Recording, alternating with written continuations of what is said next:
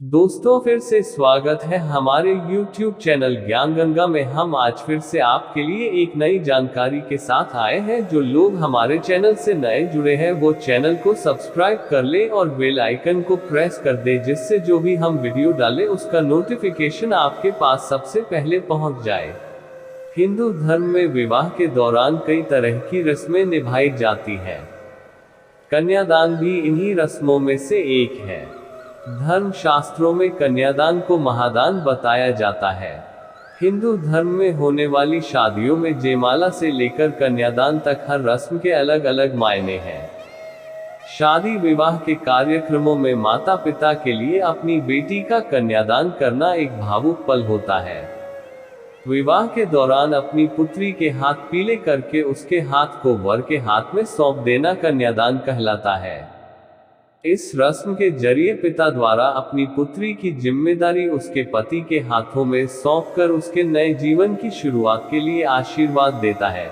लेकिन ये बहुत कम लोग जानते हैं कि कन्यादान का मतलब कन्या का दान नहीं होता। जब भगवान कृष्ण ने अर्जुन और सुभद्रा का गंधर्व विवाह करवाया था, तो कृष्ण के बड़े भाई बलराम ने इसका विरोध किया।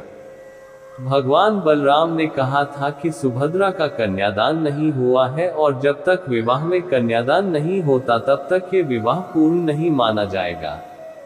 तब भगवान कृष्ण ने कहा कि पशु की भांति कन्या के दान का समर्थन भला कौन कर सकता है।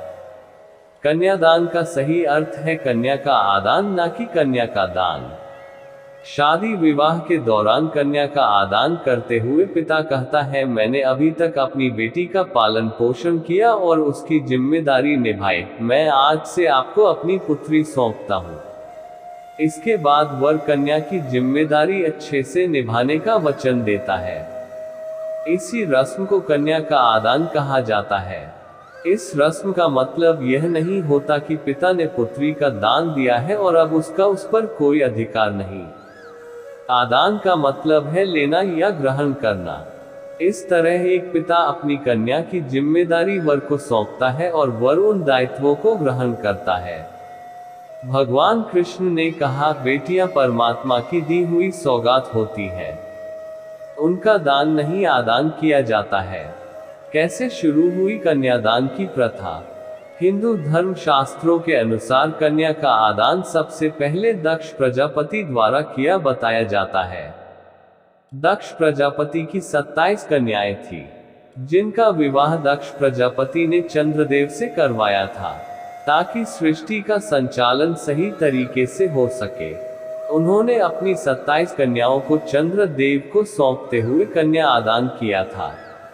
दक्ष की इन 27 बेटियों को ही 27 नक्षत्र माना जाता है। मान्यताओं के अनुसार उसी समय से विवाह के दौरान कन्या आदान की प्रथा शुरू हुई।